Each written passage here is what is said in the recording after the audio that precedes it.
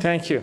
And first of all, I would like to thank PK and also Dirk for the kind invitation.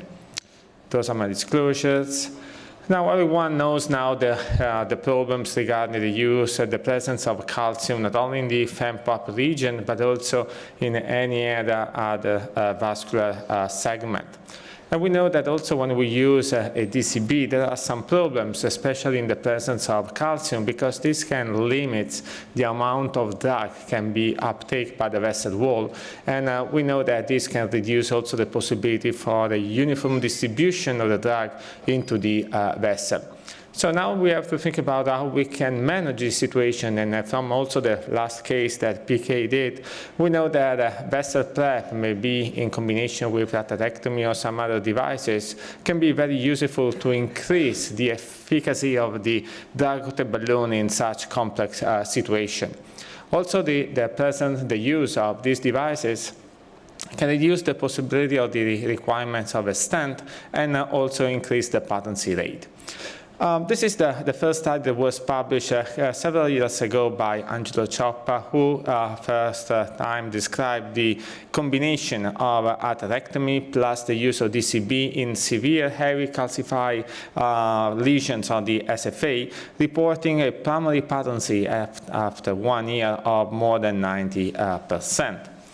After that, we have a very good outcome also coming from other studies. This is, the combination of directional atherectomy plus the use of DCB. And what is very interesting, that is not only a short-term outcome, but they are very useful also after long-term. This is the extension of the definitive IR studies, where you can see that 53 patients were evaluated after 2 years.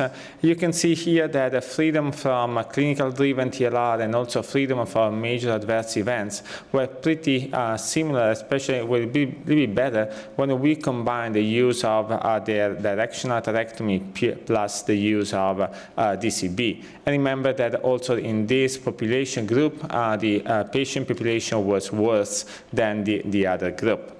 This is also the evaluation of the delta, the difference between, the freedom from TLR in terms of less than 30% residual stenosis. And again, this is pretty interesting, especially because we are talking of 2 years follow-up, and we have a very challenging group of patients.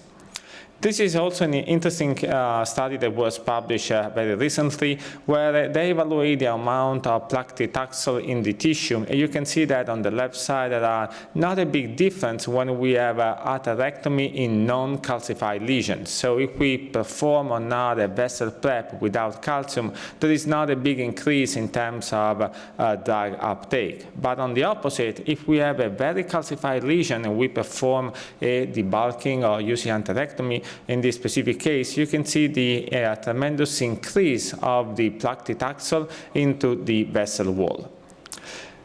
What is a little bit strange in my opinion that if we know we can affirm that a combined treatment is pretty useful, but there are not so many data because we have a few reports, we have also 2 single-center studies and only 1 randomized feasible study. All of them are in favor, but definitely they are not enough to confirm the use of a combined treatment. There are different technologies available, and you can see that this is one of the challenging cases where we observe a tremendous amount of calcium in the middle portion of the SFA that we define according to our classification as a grade 4B, but after atherectomy, it was done with the Phoenix hybrid atherectomy system, we can reduce to grade 3B that from our study is pretty enough to increase the efficacy of the drug-coated balloon at that level. There are some interesting data. This is from the Phoenix real-world registry. Those are interim data. You can see the adverse events are very low, less than 2%, with more than 99% of procedural success.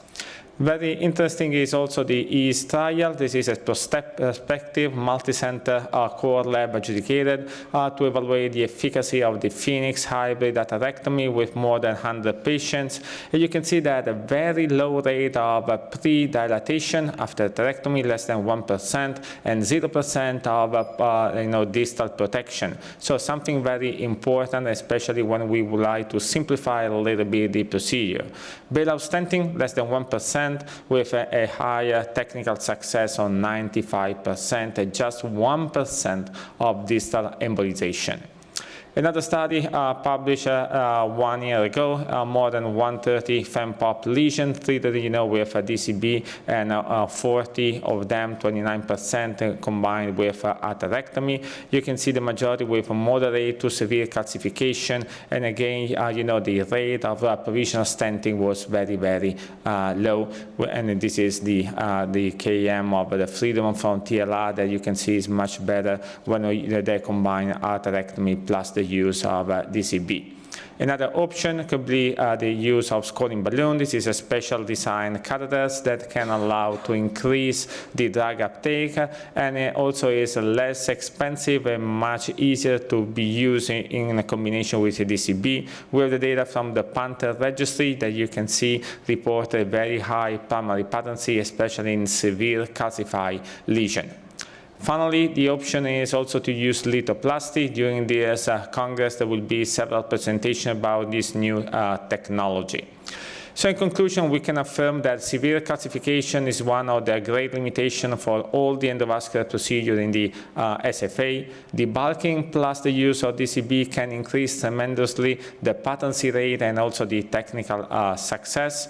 Atherectomy increases the luminal gain and may also improve the drug uptake. On the opposite, vessel prep with plaque scoring or lithoplasty do not debulk, but also create some sort of fracture into the plaque, increasing the uptake of the drug.